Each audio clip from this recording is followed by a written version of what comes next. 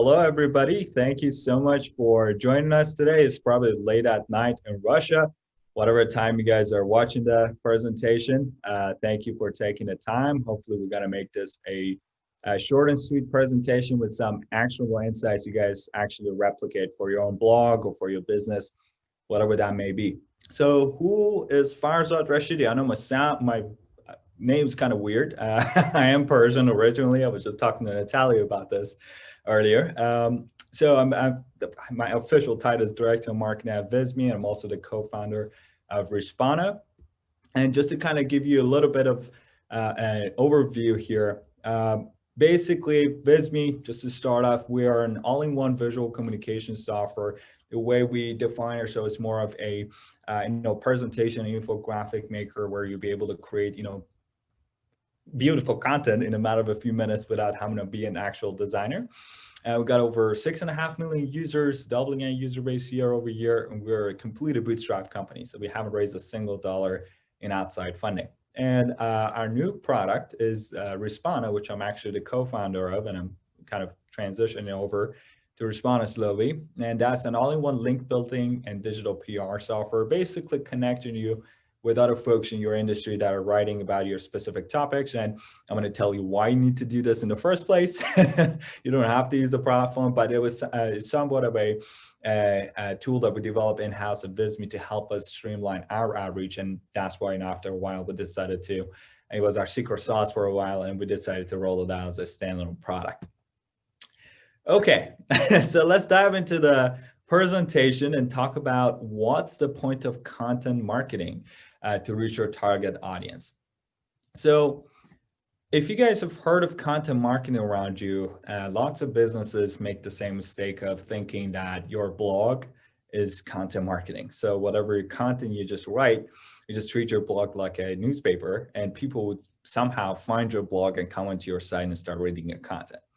That is 100% incorrect. So people don't actively come onto your website to find your content. So if you're writing about stuff that people aren't actively searching for, and making sure you position yourself, that you show up on the stuff on the spot that they're actually looking for, which is most of the time it's going to be Google, you are wasting your time. It is not going to generate any sort of traffic. We get a lot of customers on the Respana side where folks are just putting out content, two blog posts a week, and they're getting zero in organic traffic. So the goal of content marketing is to basically build an evergreen funnel to generate leads and signups without actually having to pay for every single customer that you acquire. So what that means is that we're trying to, the way I always bring it up, this idea is the bee in the garden examples. Like, for example, if you're a beekeeper, you want to make honey, get it, money, is that you would basically, there are two ways you can go recruit bees to make honey for you. One is to go to the jungle and trying to chase after every single bees, or to make a little garden so that bees would organically come and find you. Now, the good thing about the garden example is that you can just expand your garden over time. The bees that used to come to you still come, and then you kind of accumulate that. So that gives you this nice little hockey stick growth level. So that's the whole point of getting or doing content marketing in the first place, is to basically bring an evergreen flow of traffic to your site without having to pay for it. Right now, Visme's traffic, which I'm going to get to here in a second. The reason why we do this, actually, before we get to Visme traffic levels, is mainly when people start off with blogging and start any sort of business, they're like, that's great, let's do advertising. Like, advertising is almost equivalent to marketing. That's what people think they are. But the problem with paid ads, the paid ads were great 5-6 years ago. I mean, Natalia can vouch that, and I'm sure you guys also experienced the same thing with travel paid ads, that things are getting more expensive by the day. More and more people are realizing the power of social media, and they're coming to do cost per click, and that they're basically almost doubled within 1 year, and they're still on the trajectory of doubling year over year. So you're going to reach a point that it would not make any sense to start paying basically in Google ads and Facebook ads. Are good for some techniques. For example, retargeting is a very good example of where we use paid ads in particular, especially for Facebook, because most people come to your site, don't take any action, so you can run some retargeting ads to get them back on your site. That's great. But just actively getting customers through ads, that's a very expensive way. And the problem with it is, as soon as you stop, customers stop coming. So you have to, it's kind of I call it a never ending black hole that you have to pour money to be able to get customers. Now, here's another channel that what we did for Visme. Now, the reason why we did it at Visme is because we didn't have the funds to pour it all into paid ads, just like our competitors were. You guys might have heard of a tool called Canva. They've raised over $300 million. And they've done a fantastic job of their SEO and their content, but they've also poured a lot of money into ads, and that's how they become a household name. But how, as a bootstrap company, we got to over 6 million users, which we are still doubling year over year organically. So there's a few things we gotta have to take into account. So basically, just put yourself in the shoes of a customer. Okay. You know what? Actually, I'm gonna do something here. I'm gonna actually go ahead and go to Google really quick, because I like to actually show you guys in real life what I mean by this. So let's imagine you're a potential customer of Visme, for example. What's the first thing you want to do when you want to create a presentation? You just go on Google and look up presentation maker. Right, Natalia? That's the first thing I do. Right? You just go ahead and look up, and normally what I would do, there's normally some ads here. I think they're not showing it to me. It's just simply because I'm not in an incognito. But basically, the first thing customers normally do is just ignore all the ads immediately. Anything that's on the top that has the word ad in it, I just ignore it. And it goes straight to the first organic search results. And that's how you'd be able to come up with, let's say, Visme. Right now, the problem is for us to be able to get rankings here, there's like, for example, 200 million search results for the word presentation maker, right? So it's an extremely competitive keyword to try and get yourself up here. And there are some legacy websites like, Prezi and Vingage and Canva that we're beating that are already getting rankings on the site. So huge guys in the industry. So how the hell do we get up here? Now, you might be wondering, that's how most SEOs say. They're like, yeah, make an optimized website, right? Just come and make your website look pretty and load fast and be responsive. And that's great. But out of this 200 million search results, I would say 1 million of them are actually pretty decent sites. They have very good content. They're very well-built sites. But how in the world do you go from 1 million to top 10? Because that's where 99% of the clicks and traffics happen. So basically, I can also show you this in Ahrefs also. Basically, we're getting about right now close to 2 million organic traffic to our site. This Ahrefs data has been recently updated. We're about 1.5 million now. It's our peak season. It's October. We're getting close to 2 million organic traffic, about 2.2 million sessions total, including direct and social. And you can see this actually from the organic search that is a nice hockey stick growth that is coming up. Now, the same strategies also we applied for Respana. So if I actually go through, and I'm sorry, your video editor probably hates me because I like to actually show people this. Same principles we're also applying for Respana. So I'm going to start a new incognito for you SEO nerds who are like, yeah, because your session cookies are saving all of my progress. So I could go ahead and look up, for example, link building software, right? Which is one of Respana's target keywords. And we're beating, and there are about 2 billion search results for the word link building software, and we're beating legacy sites like Neil Patel on this keyword. And we acquired the domain respana.com last year. This is an extremely new domain. We started link building for it early this year, January 2020. Our DR was 2, now it's 66, and it's same results also apply for Respana. So it's not something that we just got lucky, right? And so the traffic's on a hockey stick. Our domain authority, oh, we're 67 now. Look at that. I think it happened today.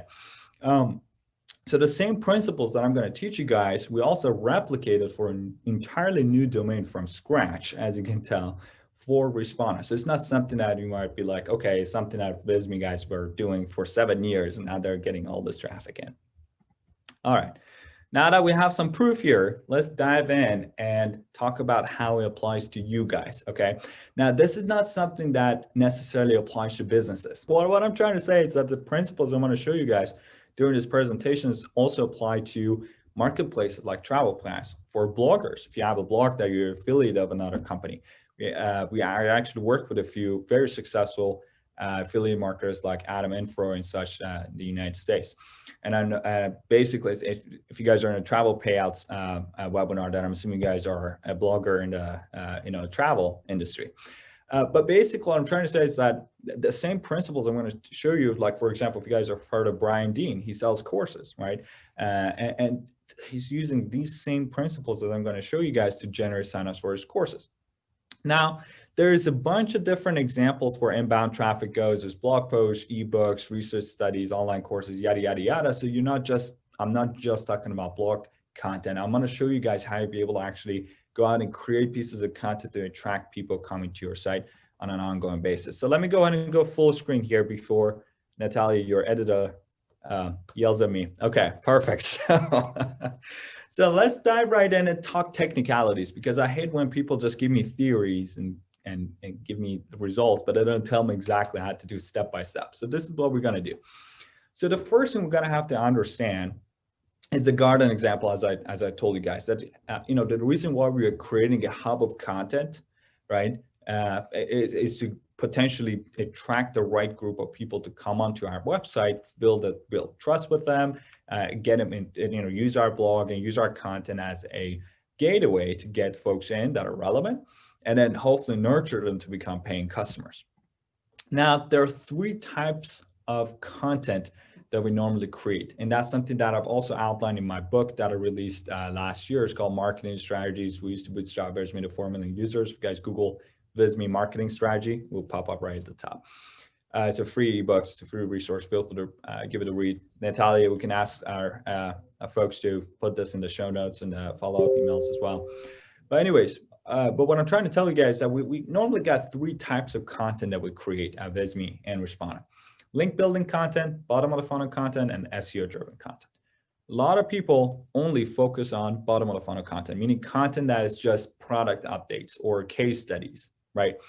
Now, the other 2 are, I would say, actually more important than the bottom of the funnel content, which are link building content and SEO driven. So let me tell you how these interact with each other.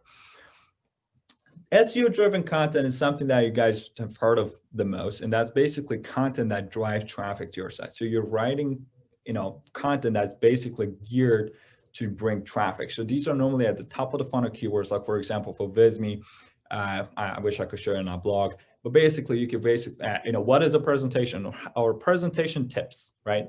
That's something that is not a commercial intent keyword, right? Something that, as a potential Visme customer, I wouldn't be looking to purchase something when I'm looking at tips for presentation, right? But that's something that's going to bring in a lot of traffic because that's a keyword that's getting a lot of volume. Now, that's what it's going to do is to get our brand name out there and get more people on the site. Now they've signed up for a newsletter. Now that you also elaborate on some examples from, about your product in the example, especially if you guys are an affiliate, that's actually one of the most important contents you want to create is to, let's, for example, like best X tools in the market. And then you have our affiliates use travel payouts widgets right through their blog post, right, to get folks to book a flight or take some action. So that's how the traffic comes in. But how do you get this traffic to pour in is based on your content that's attracting a lot of link. Now, for some of you folks that are not familiar with the way search engines work, and that's something that I normally like to explain first, as far as how basically Google search algorithm works, is that basically you got to understand that the way Google ranks these pieces of content is very similar to a Mean Girls popularity contest, right? So basically, whenever you guys have a landing page you want to look up, as I mentioned, 1 million blog posts have very optimized pages, right? Now, obviously, that's your on-page stuff, right? That's the easy part of SEO that's under your control. Make sure your site's good. That's pretty much it. But the other part that a lot of people miss out on is off-page SEO. We're getting other people to link back to you.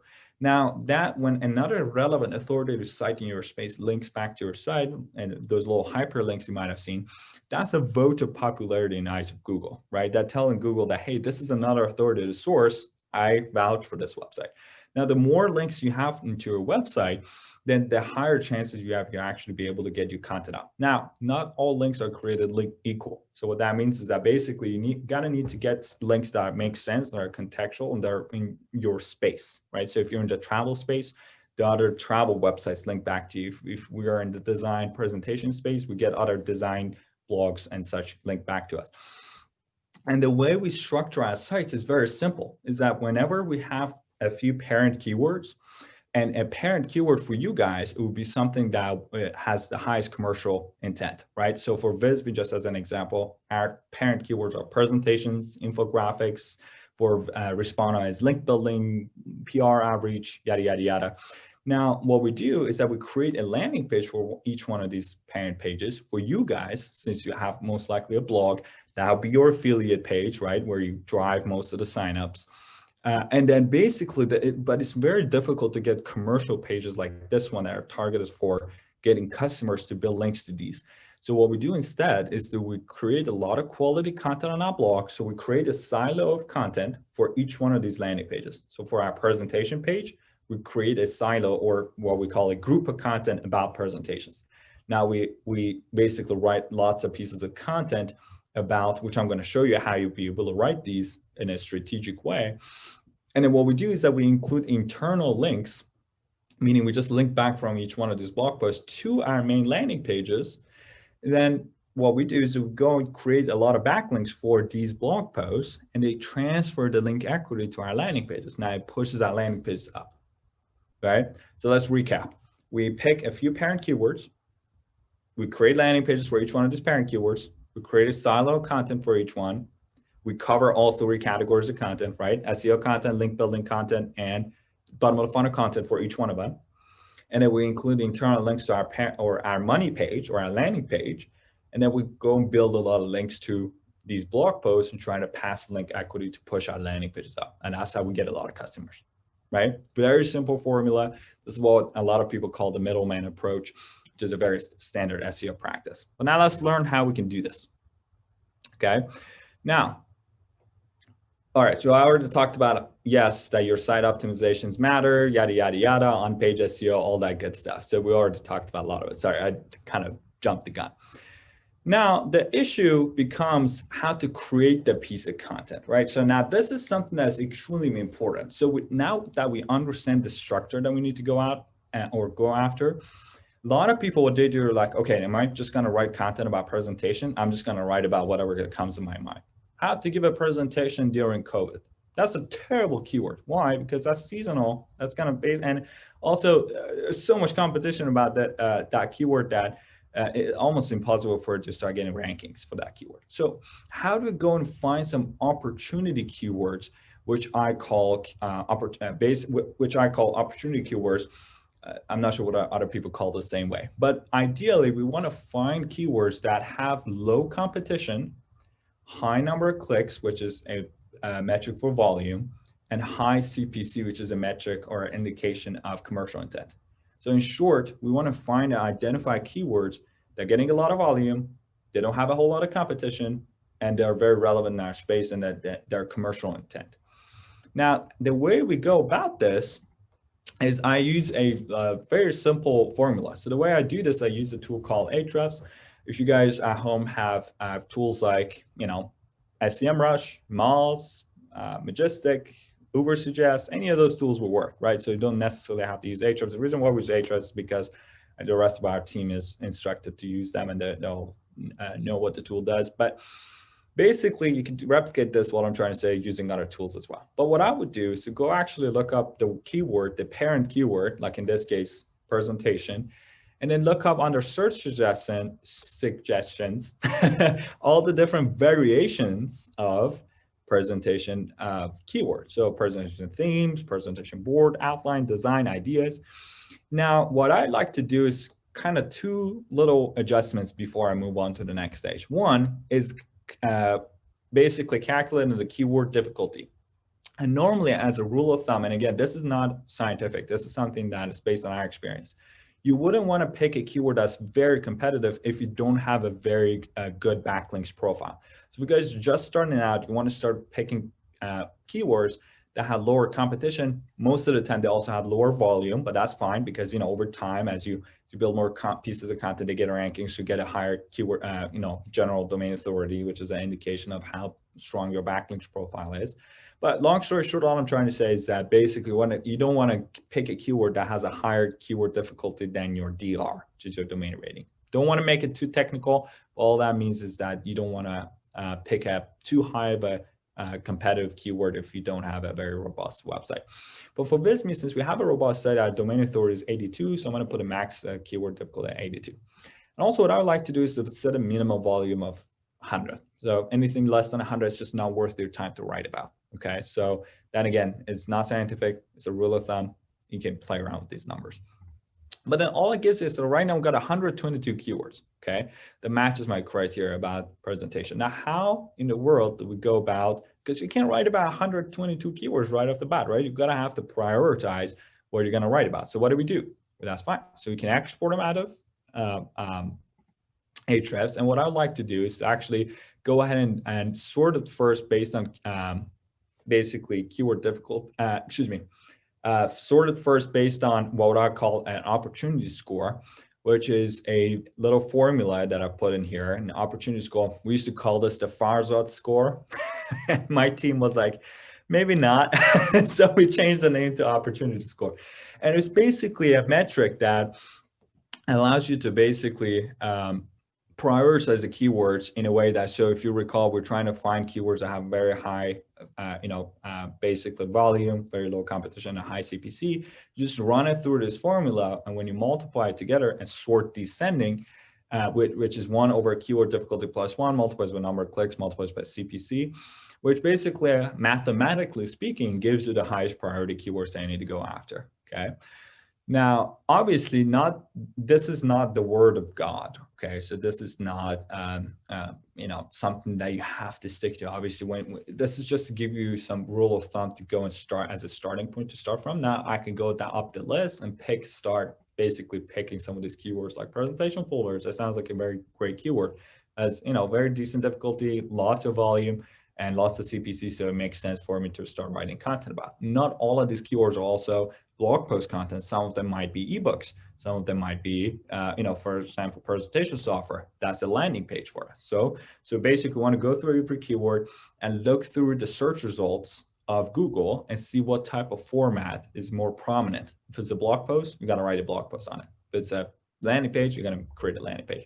You want to go through each one, see what the search results are, what the user intent is, right? And then basically go ahead and create pages for that. And so let's see what we got. Yes, so that's also what I say. And it's like, don't be afraid to use a simple Google search just to go through it and make sure that you're finding the right content. Okay, now guys, that's the easy stuff, okay? The reason why I say it's easy is because they're all under your control. These are stuff that you control yourself as far as your site goes. So let's do a lot of recap before we move forward, okay? So we pick a few parent keywords, we built some landing pages. For each silo of content on our blog, we went ahead and did some keyword research, we prioritized the keywords, we wrote some pieces of content, we published on our blog, okay? Now let me tell you what's gonna happen. Nothing. Nothing's gonna happen on your site. There's no one coming to your website. Nobody loves you. That's just the reality of things, okay? And so the same thing happened with Respondent, okay? I'm not saying that this happens to other people. If we put the Respondent website up, there was Natalia, there was like 5 people coming to our website. One of them was probably my mom. There were like 4 other people who might have just ended up there randomly. So how in the world do we get our content to start ranking in Google and be able to actually get them up in the rankings? Now, that's where the link building process comes in, okay? So as I explained initially, the way Google works, when you have an optimized website, now they use a bidding system basically where they're trying to prioritize the pages that have a much more robust backlink profile. So the more other websites that link back to you, the higher chances you have that you'll be able to get that page up. Right now, when you get the blog post up, yeah, that's great. You're getting some traffic, but also since you have internal links to your main money pages, right, that also helps your money pages to go up. That also helps your domain authority, your general domain authority to go up. In short, it's good to have backlinks. Now, a lot of people are like, backlinks, that's great. I can go on Fiverr and look up, backlinks for sale, and I can buy like 1 million backlinks for $1. That's awesome. No, if it was that simple, everybody would be billionaires by now. So what do? We need to actually find websites, as I said, there are 2 important things about backlinks that are very important. 1, relevancy, 2, authority. one is relevancy. So me getting a backlink from a cooking website isn't as useful as getting a backlink from, let's say, someone who's in our space. Let's say for you guys, it would be in the travel space, okay? And two is the authority. Me getting a backlink from, let's say, Forbes is worth more. Well, Forbes is normally no follow links. Let's say Mashable, some other news channel, get the idea, is worth more than, let's say, getting a backlink from a website that would just started yesterday, okay? So what I'm trying to say is that these two important metrics makes it very hard to find very relevant opportunities. So how do we go about creating these backlinks? Ta-da! So this is where Firezote comes in. So basically there are 4 groups of people you would like to reach out to every time you put out a new blog post, okay? One group of people is the people you mention in your article. The reason being is, first of all, you've already generated some value for them, okay? So if someone reaches out to me, it's like, hey, Farzad, I just, let's say I link back to one of your articles from my existing post. I'm gonna reply back saying thank you. So it's very important to reach out anytime you publish a new blog post, anybody, any company, any other blog post that you've mentioned in the post, you wanna reach out to them, let them know that you've done this for them. And leave it as that, okay? Normally what they do is are like, oh, thanks, man, I appreciate it. Even if they don't take any action, you still built that relationship, okay? Now you can hit them up later, now they know your name, they've seen your face, that any other collaborations you have in your mind afterwards, that I have a much higher chance of responding to. 2, people who have written similar articles, but not about this specific topic of your articles, right? So people who have, for example, if I write a post on link roundups, which is a link building technique, I want to reach out to other people who have mentioned link roundups in the article, but they're not necessarily about link roundups, because otherwise they wouldn't link back to me. That'd be shooting ourselves in the foot, right? Because we're basically competing for the same keywords. We're going to go through examples of each one, by the way. People who have shared similar articles on social media can use a tool like BuzzSumo to find who's already shared that piece of content on social media. You can go ahead and reach out to those folks, and people who have obviously backlinks to a competing blog article. Now, a competing blog article that's preferably outdated and it's not of strong content, stuff that is normally you have something to say, right? It's like, hey, I noticed you guys link back to, let's say, an article that's like 5 years old, by the way, just put together this new guide, here's how it's different. That would make a nice replacement. Now, you don't need fancy tools to get started. And this is what I say strongly, because I sell a link building software and I am telling you that you don't need it, okay? A lot of people get bogged down by fancy tools. They're like, oh, link building is expensive. I need this tool, I need that tool, I need Respana. It's like starts at $145 a month. I don't have that kind of money. That's fine. Don't pay for it, right? Go ahead and do this stuff manually, right? And as you guys start getting some backlinks in the door, you get some traffic in the door, you see some ROI from your business, from your blog, you get the commissions from travel payouts. Now you start investing into tools to scale that, okay? So that's not a good starting point to start jumping right in with some fancy tools. You can use Google for initial opportunity search. You can use free tools like Hunter to get contact info. You can just send outreach email manually from your own Gmail, and you just snooze and follow up with them, right? Now it sounds a little tedious, which is, tools like Respana help you streamline that, but it's not a necessity. It's a nice to have, okay? All right, so now how do we find some low-hanging fruit for backlinks? Now, what I'm gonna do is to stop my presentation. I'm gonna go through Google, and sorry, your editor is probably hating me right now. It's like, this screen's too small. Anyway, so what I'm trying to show you guys, look, for example, I published this post. Let me go ahead and show you in the Respana blog. So you guys remember the landing page we had for link building software? So this is our silo of content for link building, right? So we have a bunch of content about link building. Now from each one, we have internal links. I keep repeating myself because I want you guys to remember after you're done with this presentation. Now, so let's say we create this piece of content about link roundups. How do I get started with building links to this? Very simple. What I need to do is, as I mentioned, one of the things is obviously go through and see who, like, for example, we have reached out to WebRes, which is an SEO agency. So I'm going to find someone at WebRes that I've mentioned, who's a content manager or SEO person. I'm like, hey, WebRes guys, we just mentioned you on our post. Here's the post, right? That's one thing. Another thing I can do, which is a little more advanced, I just go ahead and look up good old Google, and I look up, okay, I need all the blog posts that in their content they've mentioned link roundups. and in the URL, they have the word blog. Okay, or actually, I think I misspelled the in body probably,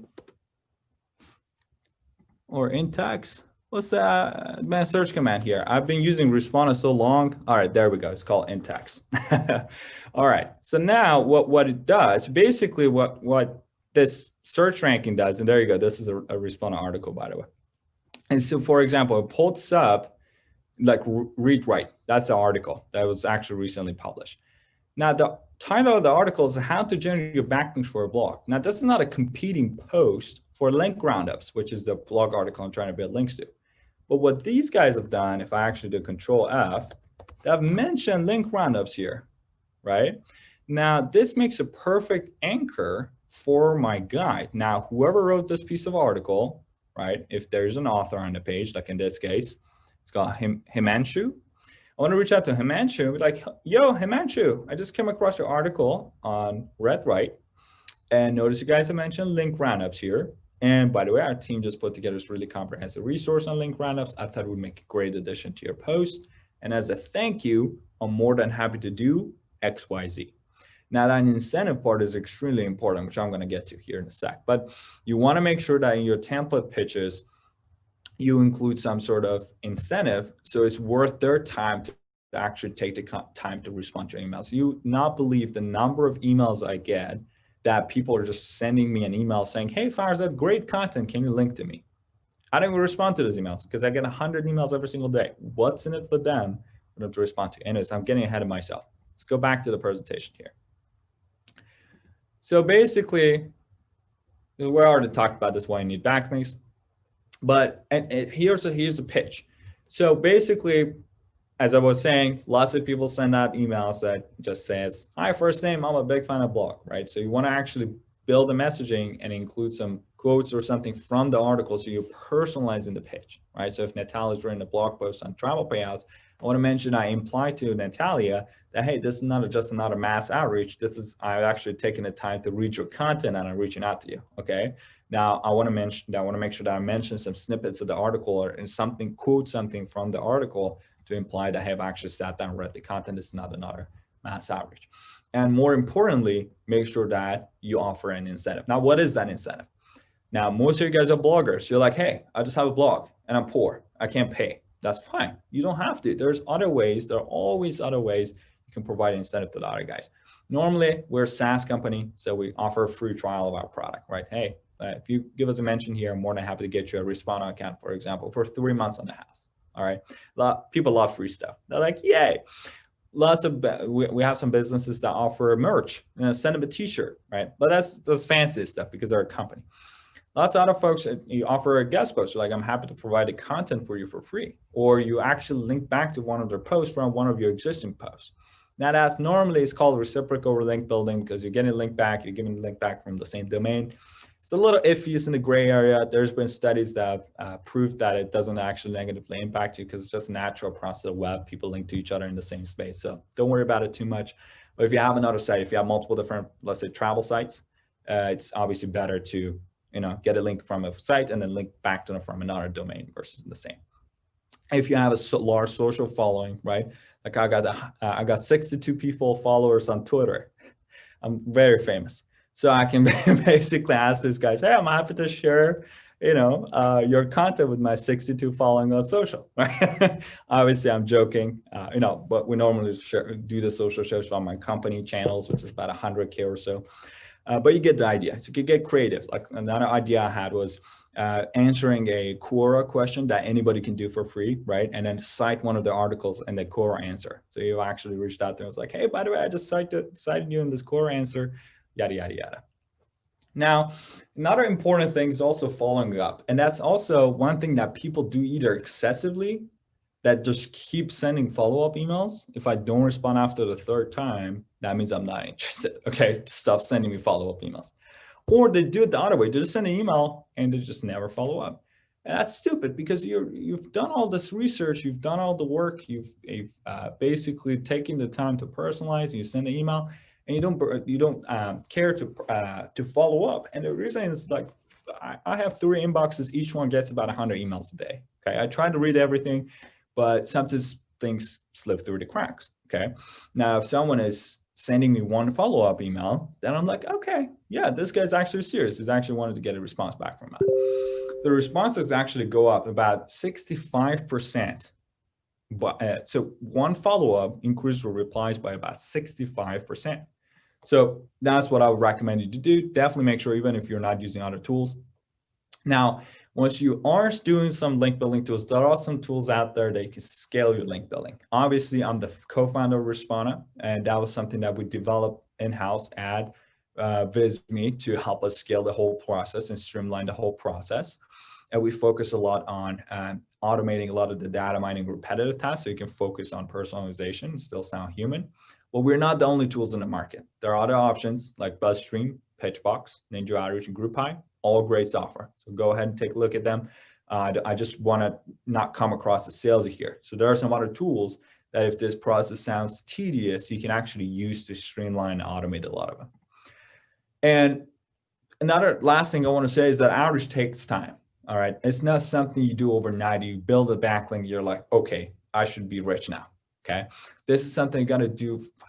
The least amount of results I've seen happens within, or the least amount of time it takes I've seen that people actually get tangible results from their efforts of SEO efforts of anything, right? It's been at about 6 months. So don't get discouraged if you build one link, you're like, well, traffic isn't coming in, right? This is something you guys have to do over and over again, every single day. At Visme, we started a company in 2013. We started link building around 2014. Been doing this for 6-7 years. And obviously, it's something that's bearing fruit, and we're doubling that year over year. But it didn't happen overnight. So don't be discouraged. Normally, things in SEO happen on a hockey stick. Okay, so the beginning stages, the beginning few months are very boring, are very tedious. You don't know what you're doing, and there are little to no results. And that's where a lot of people just get discouraged and drop out. But if you push through and you keep doing what you're doing, and another thing, 90% of stuff that you guys are gonna do are not gonna work, okay? It's experimenting with different strategies to see what works best for you, right? Now, in the travel space, I've never built links in the travel space. I don't know exactly what strategy works best for travel bloggers, or what they're incentivized by, or what's the best method to contact them. So you want to experiment with bunch of different methods and strategies, try to figure out the stuff that works best for you. You cut the stuff that are unnecessary and aren't working, which is about 90% of the time, and focus and double down on the 10%. And that's it, guys. Go ahead and watch this workshop on YouTube. If you guys are watching the recording, you guys like to get in touch with me, feel free to get in touch via LinkedIn. There's only, I guess, one Farzad Rashidi in the world. So I'm pretty easy to spot this one brown individual who talks a lot. So feel free to follow me on LinkedIn. I share a bunch of stuff there. And that's it.